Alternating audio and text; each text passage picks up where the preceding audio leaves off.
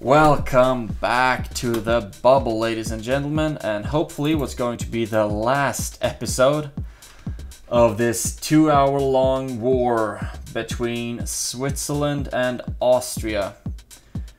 I can't believe they're still standing, because the last episode I sent 2,500 units, Grenadiers, 17th century musketeers, 18th century musketeers, Austrian Panders as well. I mean, I sent a lot of dudes their way, and they barely even got through their defenses. I mean, it's thinned out. I'm not gonna lie. I managed to deal some damage to them, but they are still massively ahead when it comes to points. 3,600 points. So, well, I'm standing steadily at 2,400. So I mean, I'm still quite a bit behind, but hopefully this is gonna be the episode that seals the deal on our Austrian friends. Already I have 6,000 of 6,000, so 6,000 out of 6,000 in population space, so I really need more living population space. And what's gonna help me with that issue if not the 18th century barracks, which are also gonna make sure to fill up my my living space quite fast, because of course now from the Austrian section, from my Austrian city, I have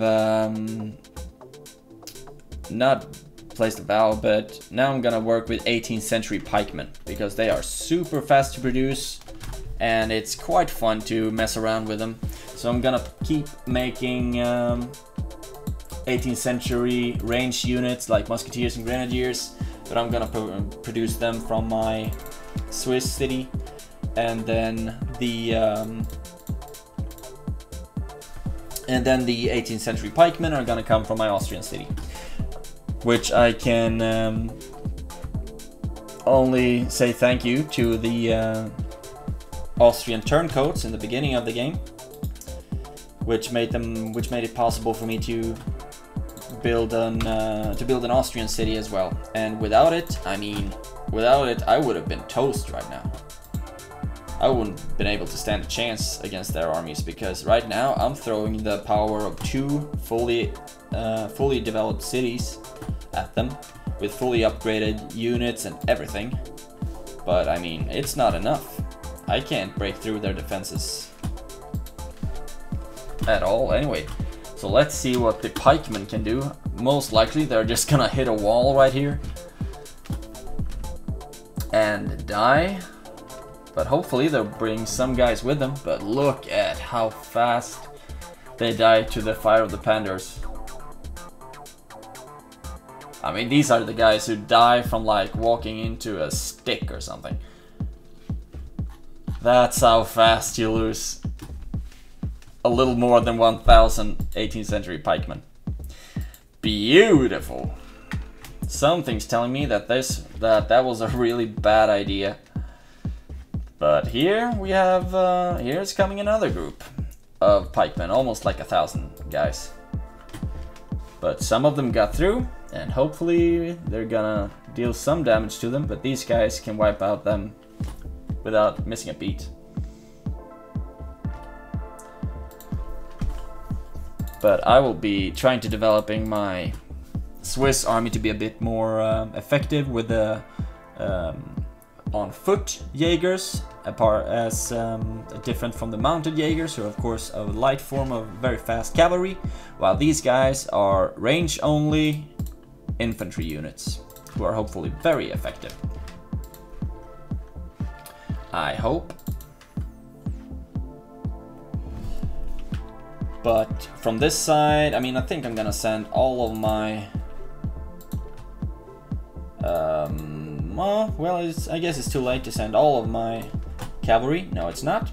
I'm gonna send all of my slower cavalry, like the cuirassiers and the dragoons, both Austrian and Swiss, will be attacking from the north, and then I'll keep sending fast cavalry from the east or even from the south if I'm able to get around it, to just keep putting pressure on their economy, because, like I said, I did thin out the herd a little bit with my massive strike, but I need to get rid of these mines and things like that that provide them, which provide them all of the riches they need to keep on this massive production of units. I mean, look at this.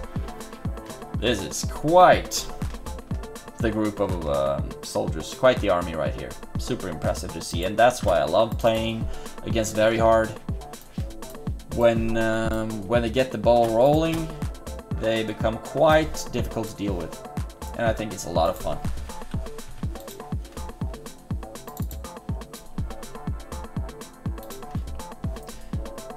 Which also, of course, is a bit frustrating because I have like a population of 6,000, and still I'm not able to destroy them by force of arms alone, because I doubt that these 800 guys are even gonna reach this army before they die. That's why melee only, not a very good idea. Not a very good idea at all. So it was fun while it lasted, but I will not be too married to this idea anymore.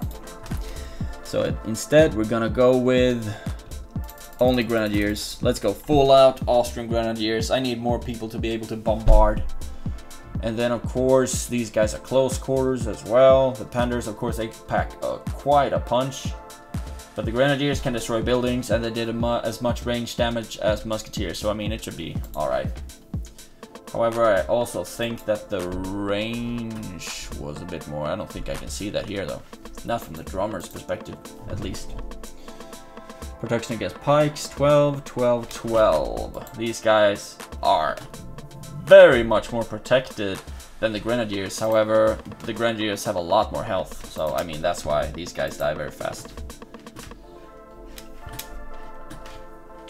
And also, they can't really reach in order to deal damage, unfortunately. But look at this. We're gonna have quite the cavalry shock right here. A couple of 100 horses that's gonna ride through and hopefully deal some damage to their economy. Unfortunately, the Croats didn't get very far. They got stopped right out here in the outskirts. However, these Jaegers hopefully will be able to deal some damage coming in from the other side. I can't believe how fast it's going. Already 7 minutes, almost 8 minutes into this recording. It doesn't feel like I've accomplished anything so far. But these Jaegers will take over that market, and then we're gonna burn it down to the ground. I don't want them to be able to trade at all.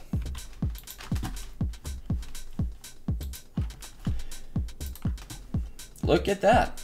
We're able to deal some damage to the grenadiers, but then we're gonna lose everything coming in here. Okay, we're gonna destroy every building we're able to occupy, which are not very many so far, it seems, because we are getting blasted down from every direction. And as soon as these guys are, I'm just OCD with upgrading, so I'm gonna upgrade everyone to full.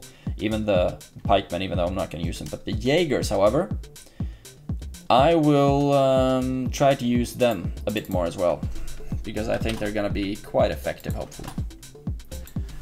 Okay, gonna have a squad of 618 range 17th century musketeers. I mean, I'm just assembling everyone right now. All the round shears as well. 274 of them. You can go over there. Then we're gonna have a couple of full formation, 400 unit formations of both grenadiers and musketeers as well. We're gonna send them over there,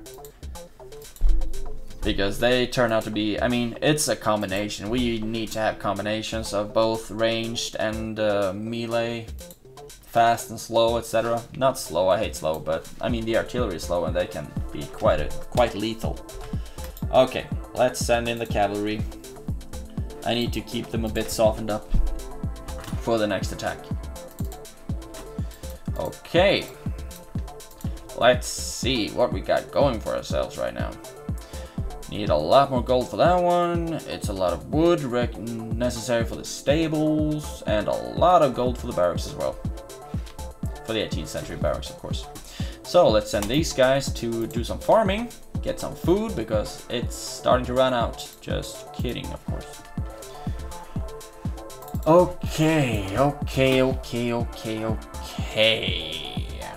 I do not like to start building dwellings because you get like 25 population space from each house, and I mean, you need quite a lot of houses to do even a dent in the population space. But we are going with the Austrian Grenadier Army. These are gonna destroy some buildings. And these guys, yeah, I don't know what to say about them. I also need to assemble a bigger group of fast cavalry, because having these small attacks of like 30, 40, 50 is not gonna do any real damage. I need like 1,000 of these really fast cavalry units. So let's do this. Only slow building speed? I don't want slow building speed. Do I have anyone that has fast building speed? Do these guys have fast building speed? Fast building time at high movement speed. Let's go. That's exactly what I'm looking for. So Austria, you will be a Croat production hub right now. And then I'll start with the mounted Jaegers of Switzerland, because I don't need any slower production than that. Slow production speed. No production speed. Okay, that's awesome. Time 15, time 15, time 13. I mean, these are slow, but at least they're like the same time slow. These guys are produced in 10.5, so not very fast, but still fast enough, fast enough. Hussars are the fastest, of course. Just gonna select the cavalry and press A, and then move and attack. Oh my god. Look at this army. 400, 400. Okay, at least maybe 1,500, maybe 1.5 in this cluster right here. And the pikemen didn't even reach them. So let's see what these guys can do. However, the cavalry got through almost unscathed. So they will be able to do quite a lot of damage right here to their economy. Because I don't see anything that will be able to stop them. These guys maybe, but that's like all on the other side of town. Okay, thank you for the mine. And no, I'm gonna destroy that one. And this one will be destroyed as well. I really understand that their economy was booming, because they have some full mines right here. And look at that. I mean, 2,500 troops gonna do it, but a couple of hundred cavalry thinned them out quite good.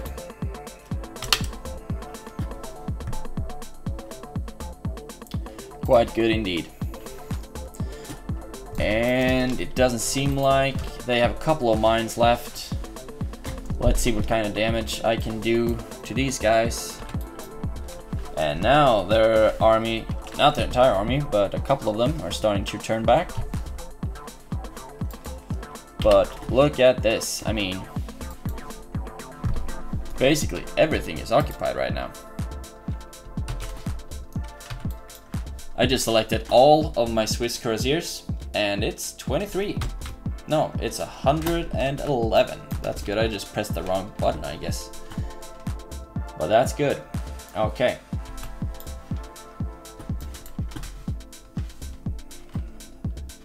Cavalry turned out to be quite effective. That's fortunate. So what am I gonna do with all these? 400, 800, 1,600, 2,000, yeah, 2,200, 400, yeah, I have a couple of guys right here, so I'm just gonna press A and send them right down. Hopefully they're gonna deal quite a dent to these guys. But the cavalry is on its way, and I guess these are just frozen right now. They don't know what to do. But I must applaud this little squad right here, because they alone has basically held up the entire defense of the Austrian Empire city, basically. So now they're gonna be the ones responsible for rebuilding. I mean, if I were to destroy that mine, then it would have been game over, I think.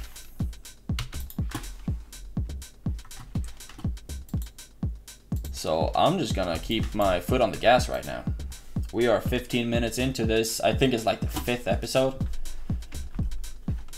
Because we're 2.5 hours in. Wow, yeah, this is the 5th episode, I think.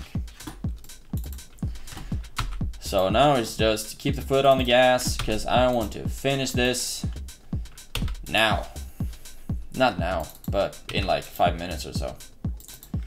I really like playing these longer games, because then it gets more interesting, more fun with the bigger scales. With bigger armies. It's always a lot more fun to play, I think. I didn't even have time to start doing these Jaeger guys, Jaeger bombs. But the cavalry keeps on going. And the wheels on the bus go round and round. Okay, these Croats will do quite good as well. 219 of them. Send them straight down to attack from the southeastern part. And then we have a bunch of grenadiers as well. Gonna form them up in a squad of, in a formation of 400, and then press A and have them attack. Have them attack the Austrian capital. And oh my god, the lag right now. Look at this. Sorry for that one, guys. But a lot of stuff is happening right now. And wow. This is what happens when you split up your troops. All of them die. Brings me back to a quote from Robert Baratheon from Game of Thrones. What's the bigger number, 5 or 1? 5 fingers versus 1 fist, and we just got fisted right here. However, the fingers are starting to come together, and now it's a peace sign, bringing it to the Austrian army. Oh my god, we captured quite a lot of artillery. We're gonna destroy it. We don't want any artillery. We want infantry to deal the last blow. Okay. Market going down. That artillery depot going down.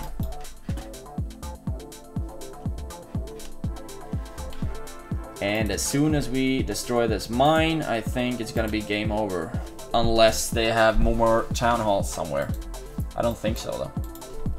They do have a couple under construction. Of course, I need to make sure that they have no peasants left on the field. And then basically I've won. Camel. There we go. And go destroy that one. I need you guys to come and finish off that mine. Also, as long as they don't have a market, they shouldn't be able to rebuild, because I think they can stay alive in the game as long as they like have a market.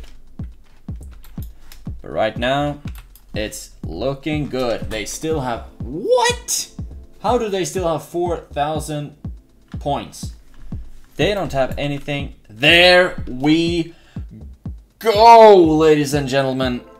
2 hours and 34 minutes and 28 seconds of pure joy. Let's press escape to see the stats. I mean, we had them by the balls pretty early in the game.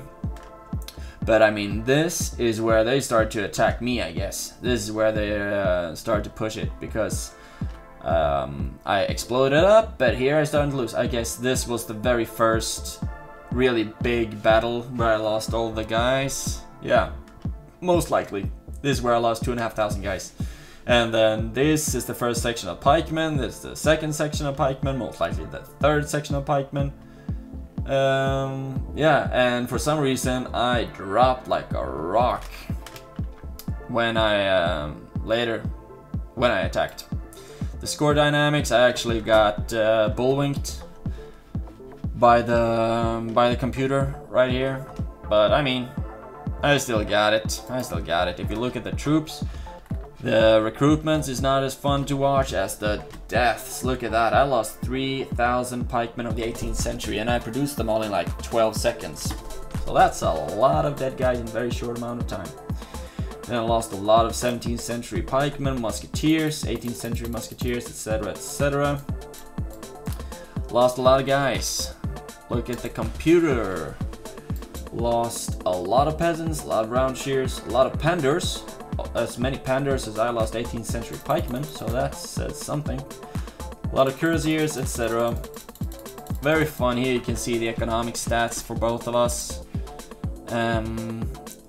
Apart from that, I just want to say thank you for watching. I don't blame you if you haven't watched the entire thing. I mean, it's 2.5 hours long, even more than that, I think. But still, thank you so much for watching, and I'll see you in the next one.